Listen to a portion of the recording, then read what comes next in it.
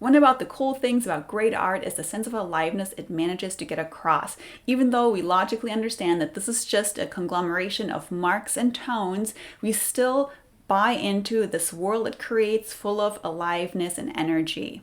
Now, often our own art doesn't feel anywhere close, and we feel like we're struggling with a stiffness and lifelessness in our own drawings. If that is you, you definitely want to watch this video because this lesson will be perfect for you. Because in it, I'll be talking about the 3 things that contribute to that stiffness that we often struggle against and give you 4 solutions on how to get that liveliness and energy back into your own drawings. If we haven't met yet, my name is Carolin and I run Cura Studios, which is an online place where I teach artists how to master drawing so they can step up to their full potential. So if that sounds like you, stick around, subscribe, get on my email list, so we can stay connected. Okay, let's get into the lesson. So if we want to avoid that feeling of stiffness and lifelessness in our own art, we have to understand what produces that effect to begin with. Stiffness and lifelessness is the result of excess straightness, whether that is vertical or horizontal straightness. Excess in pressure and control, which stems from perfectionistic tendencies, and an excess in sameness.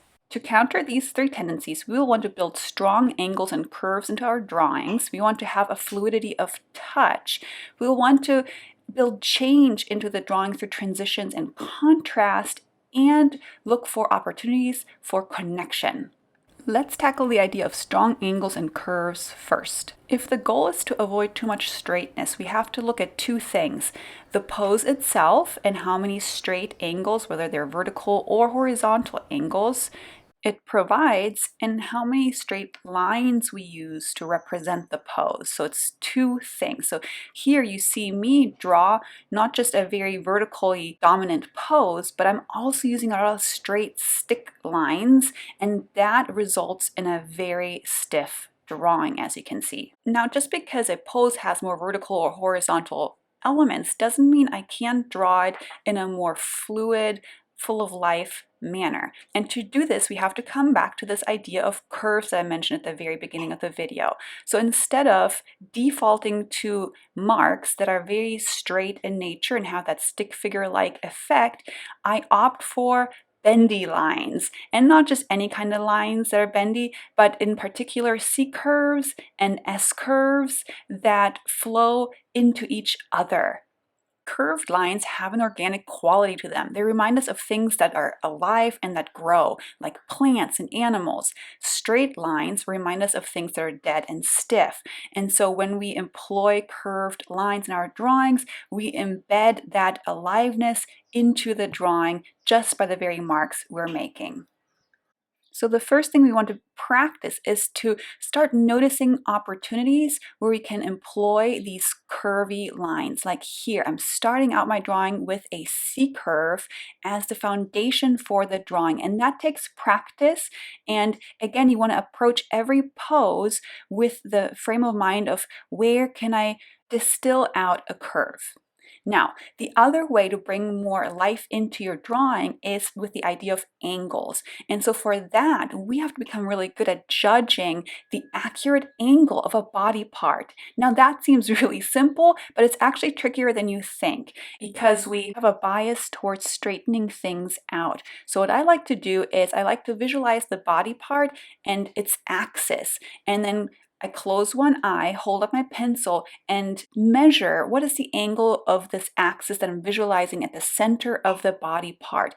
And I like to think of it as the handles on a clock, where I'm thinking, okay, this angle is about a 10 o'clock angle or an 11 o'clock angle. And I do this for the axis of the rib cage, the pelvis, especially the angles of the shoulders, but you can also do this for the arms and leg portions.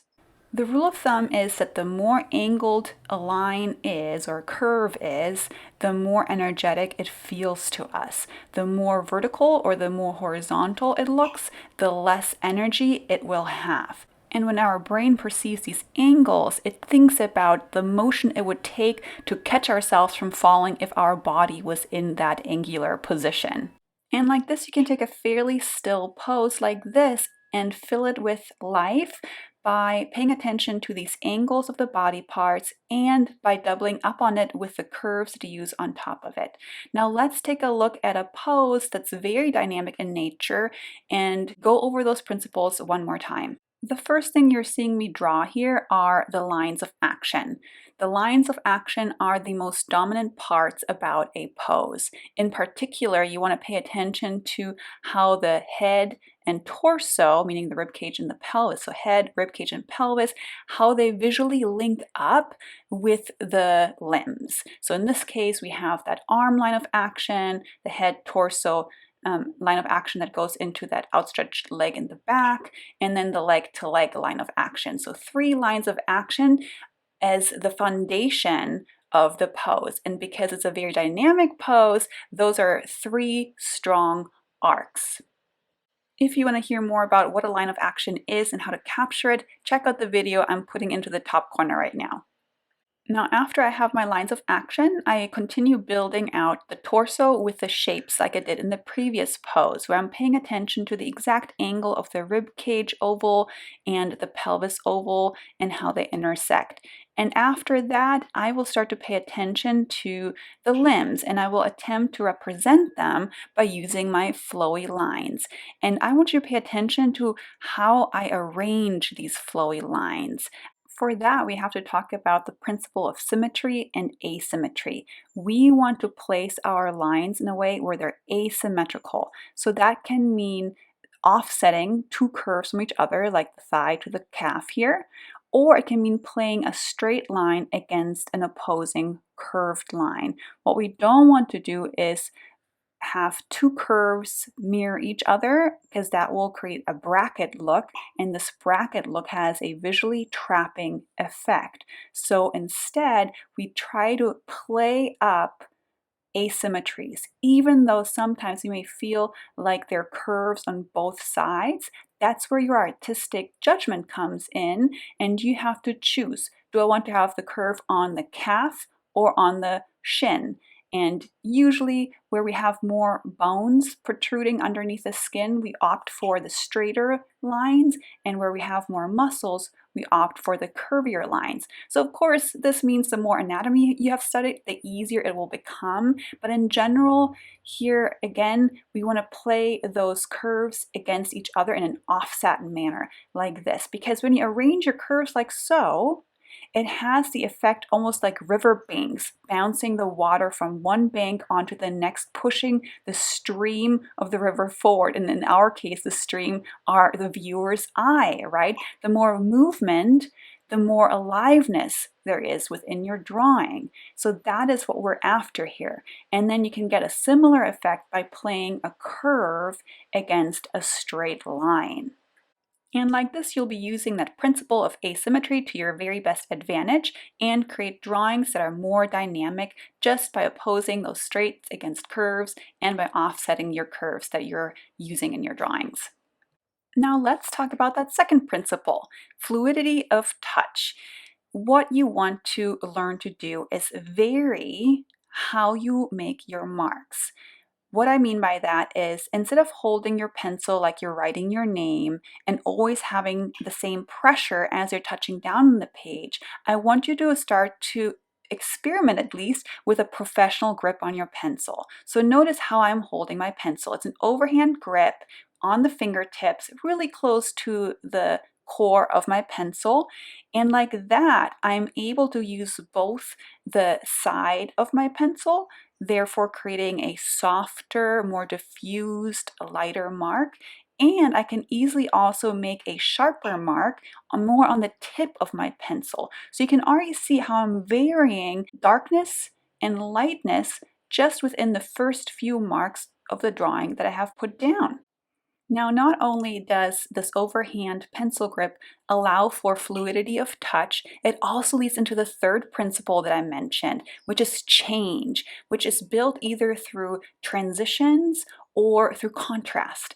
And so when we have an overhand grip and change from a softer, broader mark into a thinner, darker mark, we have just that. We have contrast, thin against broad, dark against light, soft against crisp. So that is yet another layer of life and energy for your drawing. Now, of course, the trick is to let go of our controlling nature. We want to lean into as much as we can into the chutzpah that we need to imbue our marks with, especially in the very first marks that you put down on the page. See if you can let a lot of energy be in those first initial marks. So right now, I'm in a slower part of the drawing where I'm making slower marks, but later on you'll see me draw another pose, and I want you to pay attention to those beginning marks. But for now, understand that fluidity of touch and change are linked, they're coupled. Now, another way to bring change into your drawing is to combine line and tone. So right now you'll see me pay attention to the shadow pattern of this pose and then filling out that shadow pattern with one pass of tone, leading to the contrast between line and tone, or line and value. And even then, the more energy you put into those marks for the tone, the more energy it will bring into your drawing. Now, of course, if you hold your pencil like this when you're drawing, it's going to be much harder to get that fluidity of touch that allows you for that contrast, that line variation, that softness against darkness. What you have to remember is we don't really want to think about drawing in terms of outlining what we see. We want to think in terms of that these lines that we produce, that they're paths for our eyes to travel along. A harsh line is going to make for a harsh path. A choppy line is going to make for a choppy path. So if the goal is fluidity, you need to use marks that are fluid in nature. So notice the energy I'm putting behind my starting marks, even though this is a little bit sped up, but you want that chutzpah, you want that all-in energy, and then you can build on top of it with more care later. And of course, to build on top of this, we adhere to the same principles that we just went over together. Now, there is another cool way to start your drawing with a lot of energy, and that is to begin it with tone. And you just saw me wipe that tone away energetically. And notice how it kind of created these streaks that are kind of almost like exploding out of that mass of value. And then I take this lightened value mass and work over it with my linear marks. So not only do we have the energy of the marks that happen through the wiping, but we also have the energy of the curves, we have the energy of light side against dark side, the energy of darker lines against soft, smudgier marks. All of that work in tandem to create a drawing full of life. A lot of what I've shown you so far, the sense of aliveness has depended on the mark making as well as the materials that we were using, and it had a little bit of a quick sketch note to it. So what do you do if you want to create a more finished drawing where you render with tones and not just have this linear look to it? So let's remember the third principle, which is change through contrast or transitions. So when you're mainly relying on value and not so much your linear mark making, that change will be produced by gradations. We want this because change reminds us of aliveness, whether that is a light to dark change or a line to tone change. Anything changing is alive. Things that do not change, things that stay the same, seem dead to us. So we can do this subtle thing where we make the background go from dark at the bottom to light at the top, or the ear from dark at the top to lighter at the bottom, and imply this sense of aliveness through this subtle means of tone gradation. Another way to build change is through contrast. So in this case, that can mean the contrast between lots of small shapes, like the little fur tufts on the inside of the ears, versus more simple shapes. So simplicity against complexity can be another way of bringing in more life into your drawings. So seek out opportunities for contrast in tone and in complexity, and the more contrast you have, the more alive your drawing will feel. And you can also go with a more subtle measure of contrast. That is up to you what tone, what note you want to strike in your drawing. You don't have to go all in to get that contrast. There is a spectrum from a little bit of contrast to medium contrast to full contrast. And depending on which node on the spectrum you land on will give your piece its own flavor. Now let's take a look at another image that is more tonal and finished in nature, where we can dive into this last principle of connection and seeing how connection in tandem to change builds a subtle sense of aliveness.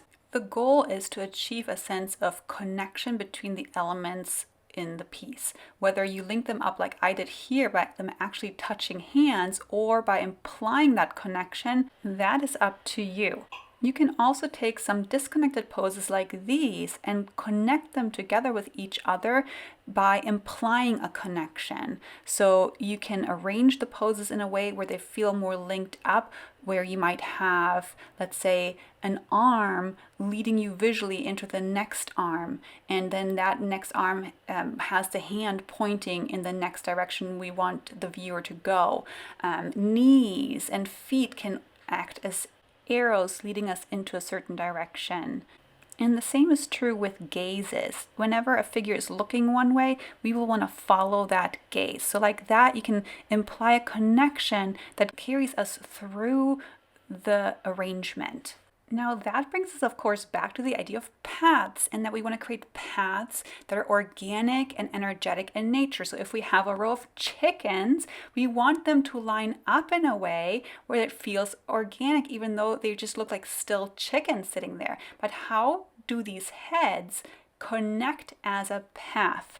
If we simply line them up in a straight path, that would make for a stiff arrangement, just how our vertical and horizontal lines make for a stiffer line quality. The same is true for how we arrange things within the composition. So take a look at how arranging the heads like this already feels a little bit more dynamic, because now we're dealing with an arrangement along a diagonal, and diagonals are angles, and angles feel dynamic because things are changing from higher to lower. And now take a look at what happens if we change the arrangement yet again into a more fluid, curve-like organic quality. So you pick, do you want more angles? Do you want more curves? Do you need a little bit of both? And then you can get that underlying message into your chicken drawings, and people will wonder, why does this feel alive when all I'm looking at is a row of chickens? So of course we do this kind of work for a finished piece of drawing like this beforehand. We don't figure this out as we're producing the finished piece. Instead, we create what are called thumbnail sketches, where we figure out these paths and these connections beforehand. And then we do the same thing for the tonal changes. Where will I have my darks? Where will I have my lights? And in this case, the last thing that adds a last level of aliveness to the piece is what is called a counter change. This has to do with the value, where you see the dark against the light from left to right, but I'm playing a light figure against a dark background. And then I flip that relationship and have a darker noted figure against a light background. All right, so now you have 4 principles you can check in on to make sure that your drawings are full of life again. If you like this lesson, let me know in the comments below. I'm really curious to find out which one of these 4 you can't wait to try out in your own drawings. Also, if you like this lesson, you may want to check out my free masterclass, which I've linked below as well. All right, I hope to see you next time. Take care.